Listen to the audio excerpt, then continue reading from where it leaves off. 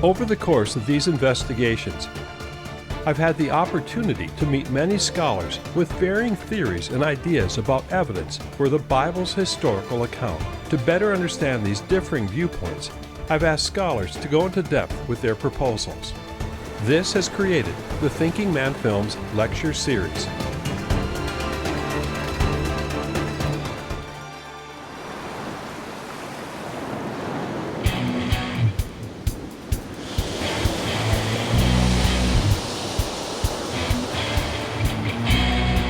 Dr. Glen Fritz has been a competitive triathlete for more than 40 years. He is also an environmental geographer who has studied the question of the Red Sea location for over 2 decades. He takes the Hebrew approach, and over the years, I've interviewed him multiple times. So we have known each other for almost 17 years now? Right. And it wasn't about the same time when you started working on? I actually started looking at the Exodus about 2000. And I started graduate school in 2001 as part of that quest to look into cartography and satellite imagery. It's hard to explain why you and I have been so interested in this. I mean, it's just something I felt that I had to get an answer for. What was your reason? It's very similar, but my makeup is one of adventure to begin with. And I noticed that there were a lot of unanswered questions. It seemed to me that there were going to be answers to those questions, that it just hadn't been approached properly.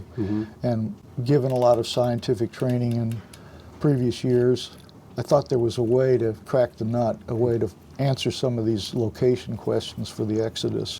And that's what really caught me, is how can I find out where these things happen, how they happen, and then be able to share with other people my experience. Is it important that these stories of the Bible are historical? It is important because Christianity is not blind faith. Christianity is based on history. And the Bible basically gives us the history of God's interaction with man. And it gives us history of real people, of real places, and real events. If those events are not true, it undermines the entire message of the Bible, because again, we have a historical faith, not a blind faith. So you spent 18 years working on this, and you're trying to solve this geographically. Tim, the first question most people ask me is, where's Mount Sinai? But as a geographer, my first question is, where is the sea that was crossed? Where's the sea of the Exodus? And the reason that's important is it's mentioned all the way from the first year of the Exodus to the last year of the Exodus. And it determines the direction of travel from Egypt and the likely location of Mount Sinai. So I think it's a very key issue, especially since it's still mentioned in the 40th year of the Exodus. In the Moses controversy, we built the case that, because the Bible communicates that Moses was writing almost a travelogue. And you've looked at that in the sense that you, from a scientist, said, okay, if Moses is writing a travelogue, can I find the geography here? And so what did you find? Yes, I looked at the statements of, I'll say, doubters, and I've looked at the statements of Moses, and Moses actually wrote the most geographical work prior to the times of the Greeks and Romans, naming scores of places, valleys, towns, geographical locations. So he was very geographical, but the notation in Numbers 33 is that Moses wrote down according to the direction of the Lord.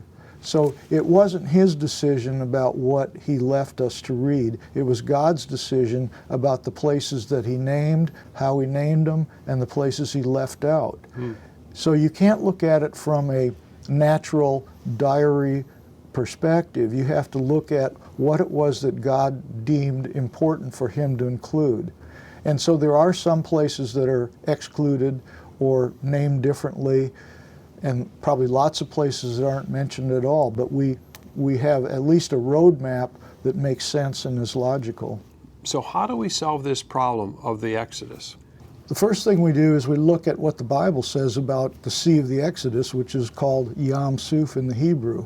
We look at the geography that's laid out in the Bible, we look at the meaning of Yam and Suph, and we can come up with the conclusion that this is a body of water that's a true sea, that's near Edom and Canaan, and that it also marked the boundary of the Promised Land. And so given that geography and the idea that it was a true sea, we have to place it at the Gulf of Aqaba, and that's 150 miles or more away from Egypt. The other thing that I realized too is that whatever sea you cross tells you that there's a mountain on the other side. We have to assume somewhere on the far side of the sea that there will be the mountain, but we have to derive the location of the mountain from other geographical clues. And then once we derive that location, we have to say, is there a route that makes sense to reach it? What are the general areas that are proposed for a crossing site? The traditional idea, going back 2,000 years to Josephus, would be the head of the Gulf of Suez. And a number of crossing sites have been guessed at in that location. And the blue lines are showing you areas where people suggest. Yeah, these just represent general areas for the crossing. And as time went on, it seems like they moved the crossing closer and closer to shore, to shallower water. It began seemingly in deeper water and moved to the shallow marshes at the head of the Gulf. Then the next theories moved the crossing into the Isthmus of Suez, thinking that the sea had once covered the isthmus and that you could do a shallow water crossing on the isthmus where the sea intruded. Moving on from that idea, the reed sea concept, the idea that the sea was a reed sea, was applied to shallow marshes farther north, specifically in the Lake Manzala area, Lake Bala area, sometimes Lake Timsah, and then Lake Serbonus.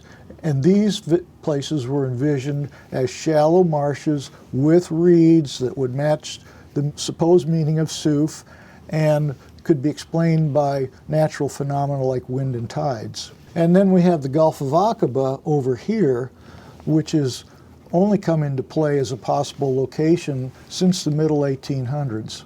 So what is the difference in your approach, which I believe is taking more of a Hebrew approach, and a Near Egypt approach?